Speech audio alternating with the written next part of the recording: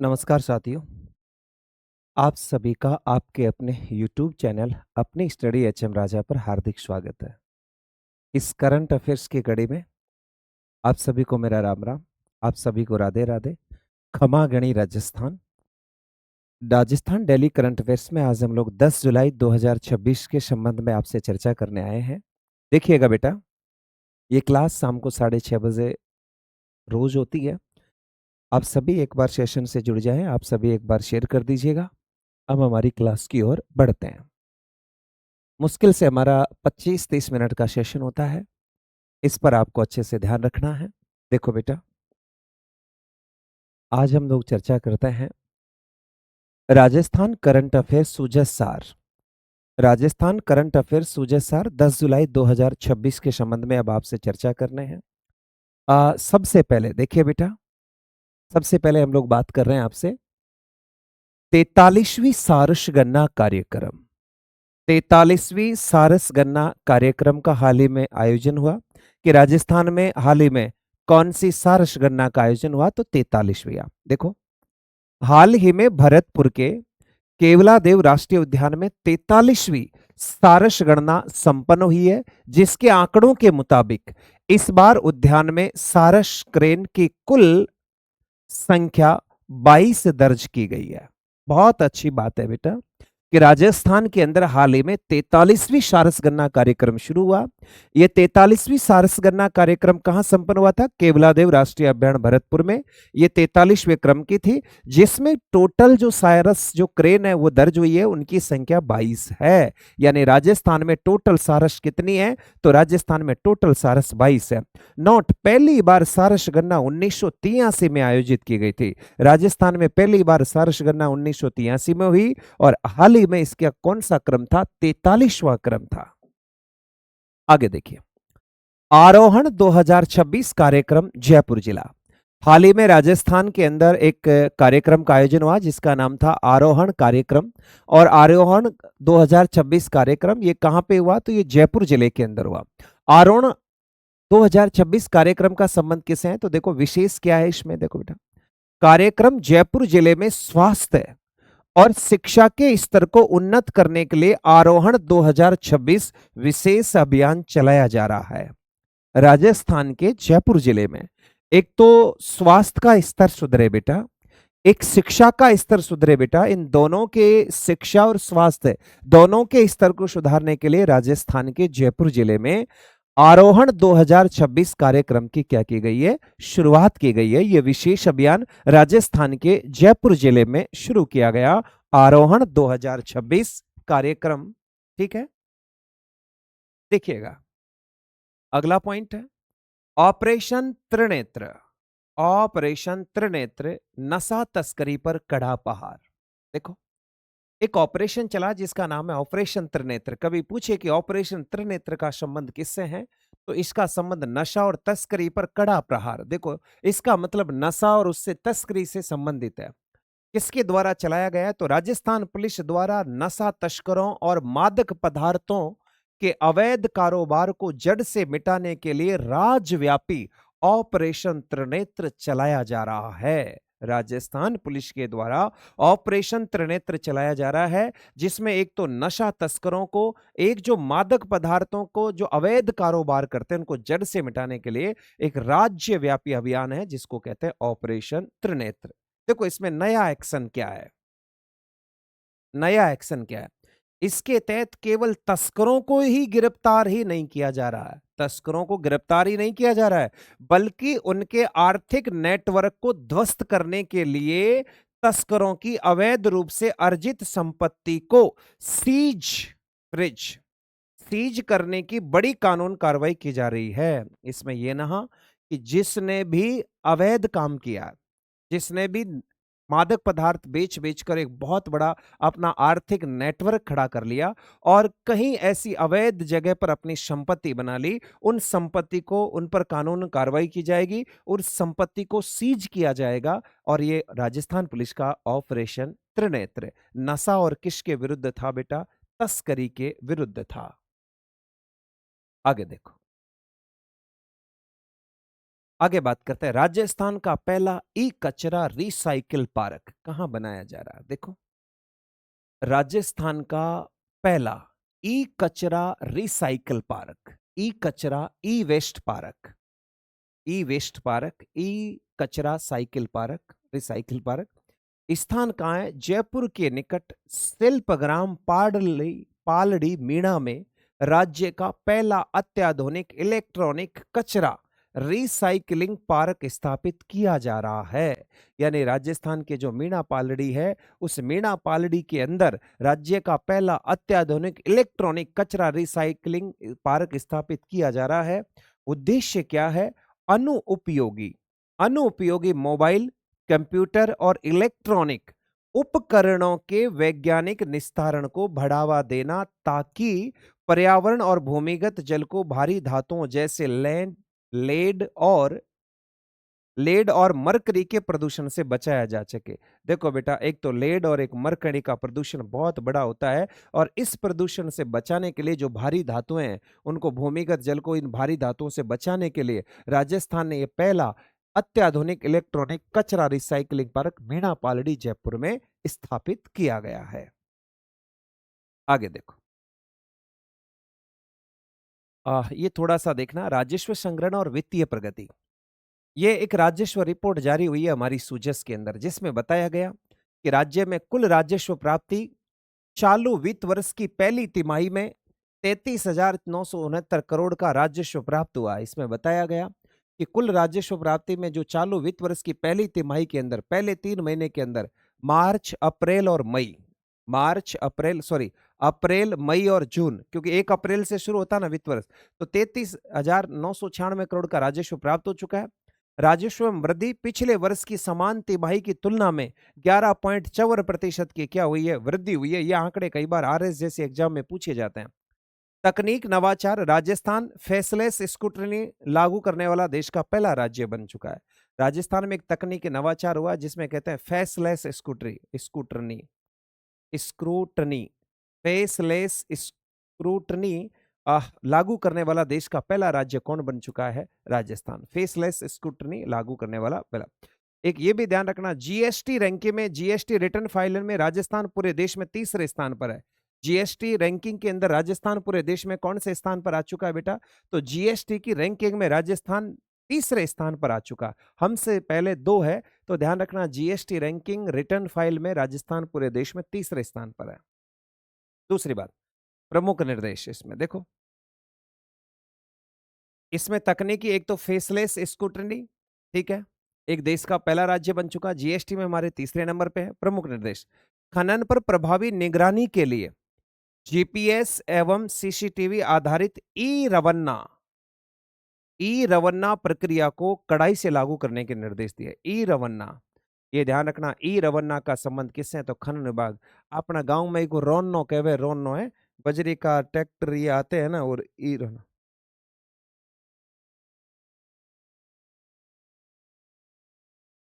ठीक है।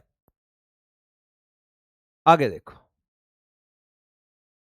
ये देखो, सड़क एवं बुनियादी ढांचा परियोजना। देखो, दिल्ली मुंबई एक्सप्रेसवे लगभग 1.10 लाख करोड़ की लागत वाली इस परियोजना का 75 से 80% कार्य पूरा हो चुका है। सड़क एवं बुनियादी ढांचा परियोजना का, जो दिल्ली मुंबई में आगामी 2 वर्षों में दिल्ली से मुंबई की यात्रा 12 घंटे में पूरी हो सकेगी। कोटा क्षेत्र के नई सौगाते NH 52 को मुकुंदरा वाइल्ड लाइफ सेंचुरी से बाईपास करते हुए एक्सप्रेसवे से जोड़ने के लिए लिंक रोड बनेगा। यह अभी कल परसों हमारे राजस्थान में सड़क परिवहन मंत्री नितिन गडकरी जी का है। एक ये देखो बेटा, कोटा को एक्सप्रेसवे से जोड़ने के लिए 21 किलोमीटर लंबा 4 लेन ग्रीनफील्ड संपर्क बनाया जाएगा। कोटा से इटावा तक चंबल नदी का समांतर समांतर बनने वाले एक्सप्रेसवे का नाम अब अटल एक्सप्रेसवे होगा। ये भी ध्यान रखना, कोटा से जो चंबल नदी के समांतर समांतर बनने वाला जो एक्सप्रेसवे है, उस एक्सप्रेसवे का नाम होगा अटल एक्सप्रेसवे। तो ध्यान रखना, अटल एक्सप्रेसवे कौन सी नदी के समांतर समांतर बन रहा है? चंबल नदी के समांतर समांतर बन रहा है। पर्यावरण अनुकूल तकनीक, सड़क निर्माण में अब तक लगभग 80 लाख टन कचरे और बायो बिटुमिन्स तकनीक का उपयोग किया गया। 80 लाख टन कचरा से सड़क बनाई गई। अब आप कितना कचरा इसमें दबा दिया गया, 80 लाख टन। तो इस प्रकार की ये कल की हमारी करंट अफेयर्स थी। अब हम बात कर लेते हैं हमारी सुजस की। ये आपकी सुजस है, यानी 9 जुलाई 2026 की सुजस है। देखो, ये यही दे रखा है।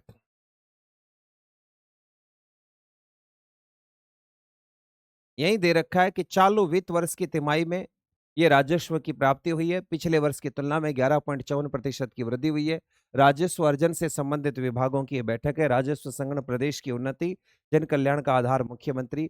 जीपीएस आधारित सिस्टम खनन पर निगरानी रखी जाएगी, ये ध्यान रखना। जीपीएस से परिवहन विभाग सख्ती बरते, वाहनों पर शिकंजा कसे, यानी लोडिंग व नीचे। जीरो टॉलरेंस तकनीकी नवाचारों का बढ़ रहा है। मुख्यमंत्री भजनलाल शर्मा के नेतृत्व में आगे बढ़ रहा है राजस्थान। प्रदेश के विकास में कोई कमी नहीं आने देंगे। देखो, केंद्रीय मंत्री नितिन गडकरी ने जिले के लिए सड़क परियोजनाओं की महत्वपूर्ण घोषणा कर दी गई है, जो मैंने अभी आपको बताई थी। ये दिल्ली मुंबई एक्सप्रेसवे, जिस पे ये हमारे माननीय मुख्यमंत्री है नितिन गडकरी, और ये ओम बिरला, कोटा बूंदी सांसद या लोकसभा अध्यक्ष, ये पूरी बताई गई है। ये कोटा में वाया बालापुर दिल्ली मुंबई एक्सप्रेस जोड़ने की 21 किलोमीटर लंबे 4 लेन ग्रीनफील्ड संपर्क बनेगा। तो ये चीजें मैंने आपको अभी बताई थी। दिल्ली मुंबई एक्सप्रेस और भारतमाला परियोजनाओं के राजस्थान के विकास में नई गति। शिविर चल ही रहे हैं आपके, देखते हैं आगे शिविर की ज्यादा ये देखो, जल जीवन मिशन। जल जीवन मिशन मुख्य सचिव ने कार्यों की समीक्षा की, गुणवत्तापूर्ण एवं समयबद्ध क्रियान्वयन देने के निर्देश दिए। घर घर जल प्रमाणन, सुजलाम भारत, आईडी, डीपीआर समीक्षा, ओ एंड एम नीति आदि का कार्यों पर तेजी से लाने का जोर दिया गया। ये हमारे मुख्य सचिव है बेटा श्रीनिवास जी, ठीक है, वी श्रीनिवास, इनका पूरा नाम है वी श्रीनिवास। मार्च 2027 तक किसानों को दिन में बिजली उपलब्ध होगी, मुख्य सचिव ने कहा है कि मार्च 2027 तक, ये पक्की बात है, किसानों को दिन में बिजली मिलेगी, रात में कोई पानी नहीं वो करेगा। चलो, वो 5 प्रश्नों पर आपके यहाँ चर्चा कर लेते हैं।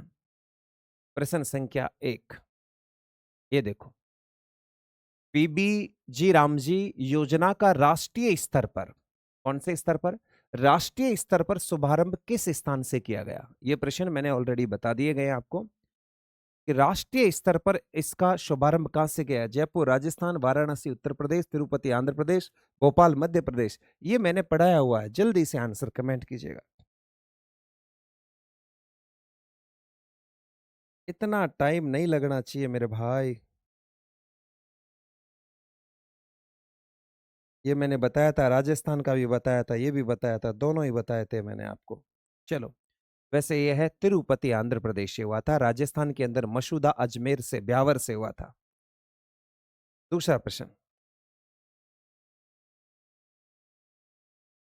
ये लीजिए, उत्तर पश्चिम राजस्थान की रेल कनेक्टिविटी को सुदृढ़ करने के उद्देश्य से प्रधानमंत्री द्वारा हाल ही में किन 2 रेल खंडों की रेल दोहरीकरण परियोजना को राष्ट्र को समर्पित किया है?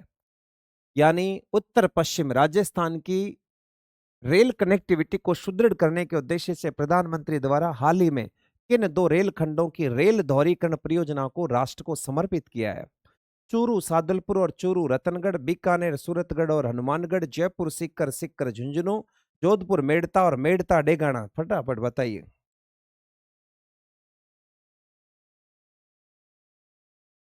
और यह है चूरू सादुलपुर और चूरू रतनगढ़, यानी आपका राइट आंसर होगा ए बेटा, ए। चूरू से सादुलपुर और चूरू से रतनगढ़। तीसरा प्रश्न देखिएगा आपका, तीसरा प्रश्न आपकी स्क्रीन पर है और आप देखते हैं आंसर देंगे। एचपीसीएल राजस्थान रिफाइनरी का नेल्सन कॉम्प्लेक्सिटी इंडेक्स कितना है, जो इसे तकनीकी रूप से टॉप विश्व की टॉप 25% रिफाइनरी में शामिल करता है? यानी हमारा जो कॉम्प्लेक्सिटी इंडेक्स है वो कितना है, जिसके कारण हम दुनिया के यानी 25% रिफाइनरी में शामिल होते हैं।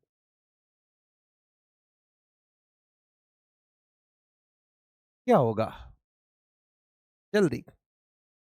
रिफाइनरी पढ़ी हो तो मैंने आपको बताया था हमारा जो कॉम्प्लेक्सिटी जो इंडेक्स है वो 17.0 यानी 17 है, इसलिए हम दुनिया की टॉप 25 रिफाइनरी में आते हैं। ये देखो, ये तो आप सभी बताओगे कि राजस्थान के किस जिले में सहकार वन, वेरी वेरी इंपॉर्टेंट, सहकार वन विकसित करने के लिए 6 जुलाई 2026 को ई भूमि पूजन किया गया है। सहकार वन कहां बनेगा? जोधपुर, बीकानेर, बालोतरा, जयपुर। और सहकार वन कहां बनेगा बेटा? सहकार वन बनेगा राजस्थान के जयपुर में, जयपुर के सुमेल गांव में। ये सुमेल गांव में ये ई भूमि पूजन हो चुका है सहकार वन का। ये 64 एकड़ का है, 64 एकड़ का है। कितने एकड़ का है? 64 एकड़ का है। और आज का लास्ट प्रश्न है आपकी सुजेस का, पंच गौरव योजना। देखो ध्यान रखना, पंच गौरव योजना में एक जिला एक उत्पाद के तहत हनुमानगढ़ जिले का उत्पाद कौन सा है? लकड़ी के हस्तशिल्प, सरसों का तेल, बीकानेरी नमकीन, कृषि उत्पाद। जल्दी से। अब आपको पता है गंगानगर और हनुमानगढ़ तो बेटा कृषि उत्पादों के लिए ही जाने जाते हैं, तो फिर आपका राइट आंसर होगा डी, कृषि आधारित उत्पाद।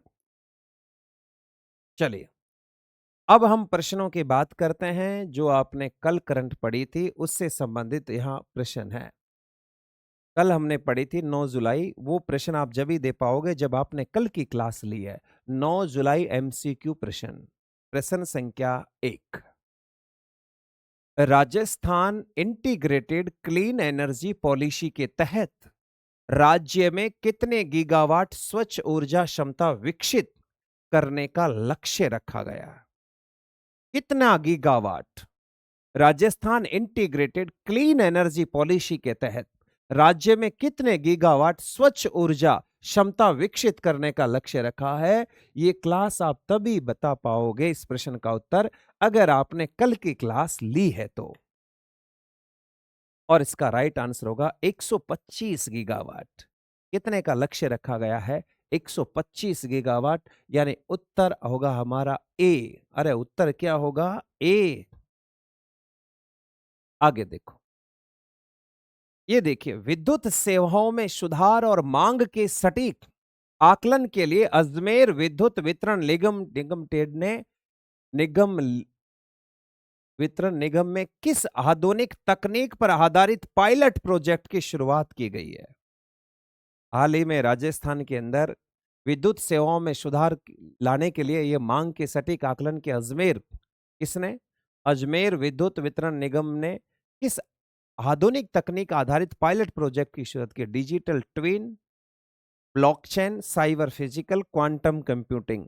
और इसका राइट आंसर होगा डिजिटल ट्विन तकनीक। देखो, इसका आंसर आप जब ही दे पाओगे जब आपने कल की क्लास ली है, और आज का जब मैं कल बताऊंगा तो आज का कल का जवाब आप जब दे पाओगे जब आपने आज की क्लास ली होगी।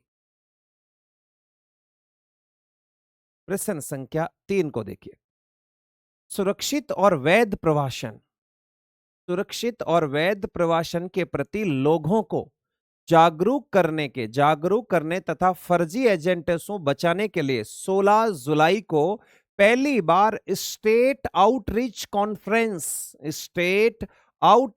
कॉन्फ्रेंस का आयोजन कहां किया जाएगा? 16 जुलाई को होगा, पहली बार राजस्थान में होगा। विदेशों में जाने वाले लोगों को फर्जी एजेंटों से बचाने के लिए होगा। स्टेट आउटरीच कॉन्फ्रेंस का आयोजन कहां होगा? तो बिल्कुल राइट, इसका आंसर डी है, Rajasthan international centre, Jaipur, RIC। प्रश्न संख्या 4,